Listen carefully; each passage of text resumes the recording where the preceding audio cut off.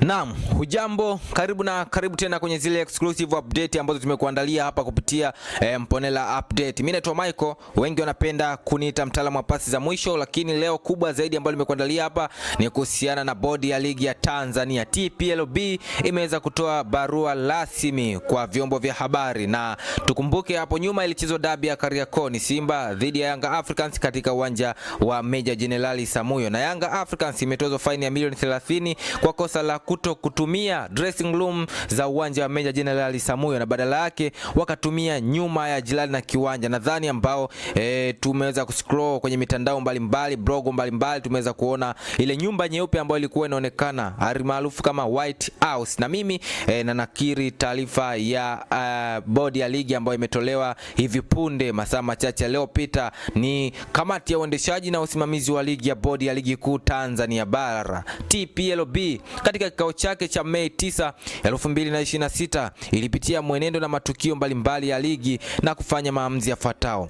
Imeandika kama ifuatavyo: ligi kuu ya NBC, mechi namba 169, Simba dhidi ya Yanga Africans. Klabu ya Yanga imepewa onyo kali kwa kosa la kuchelewa kuwasili kwenye uwanja wa Meja Jenerali Samuyo, Dar es Salaam kuelekea mchezo tajwa hapo juu uliochezwa Mei 3, 2026. Young Africans iliwasili uwanjani saa 10:35 alasiri badala ya saa 10:30 alasiri, jambo ambalo ni kinyume na matakwa ya kanuni ya 17 kifungu cha 15 ya ligi kuu kuhusu taratibu za mchezo. Adhabu hii ni kwa mujibu wa kanuni ya 17 kifungu cha 62 ya ligi kuu kuhusu taratibu za mchezo. Young Africans imetozwa faini ya shilingi milioni 30 kwa kosa la wachezaji na maofisa wake wa ufundi kukataa kutumia chumba rasmi cha kuvalia kwenye uwanja Meja Jenerali Samuyo, Dar es Salaam. Badala yake walitumia nyumba iliyo nje ya uwanja upande wa pili wa barabara, kinyume na matakwa ya kanuni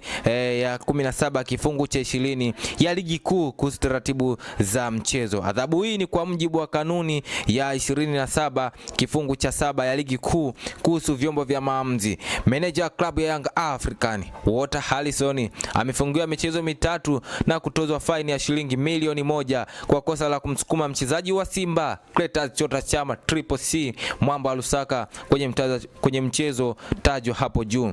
Adhabu hii ni kwa mujibu wa kanuni ya 45 kifungu cha pili mstari wa kwanza ya ligi kuu kuhusu udhibiti kwa makocha na maofisa wengine wa ufundi. Shabiki wa klabu ya Young Africans aliyetambulika kwa jina la Mohamed Ali Mposo, ambaye amekuwa akiambatana na maofisa wa ufundi wa klabu hiyo, amefungiwa na kuingia uwanjani kwa kipindi cha miezi 12 kwa kosa la kuingia kwenye eneo la kuchezea wakati wa mapumziko na kumwaga vimiminika. Kitendo hicho kilitafasiriwa kama imani za kishirikina, yani ulozi. Adhabu hii ni kwa mujibu wa kanuni ya 47 mstari wa pili wa ligi kuu kuhusu udhibiti kwa klabu ya Young Africans. Hiyo ni taarifa kwa vyombo vya habari ambayo imetolewa na Tanzania Premier League Board, bodi ya ligi kuu ya Tanzania. Hii ni taarifa ambayo imetolewa leo masaa machache iliyopita na bodi ya ligi. Je, waona maoni gani kuhusiana na taarifa ambayo imeachiliwa na bodi ya ligi? Je, wametenda vitu sahihi? Wengine wamelaumu kweli. Vipi kwa Azam na TRA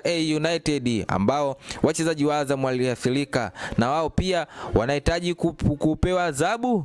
Vipi? Shusha komenti yako hapa kama umeona taarifa ni sahihi kweli kweli. Mimi naitwa Michael, wengi napenda kuniita mtaalamu wa pasi za mwisho. Tukutane wakati mwingine na siku nyingine ambayo tutajari wa uzima.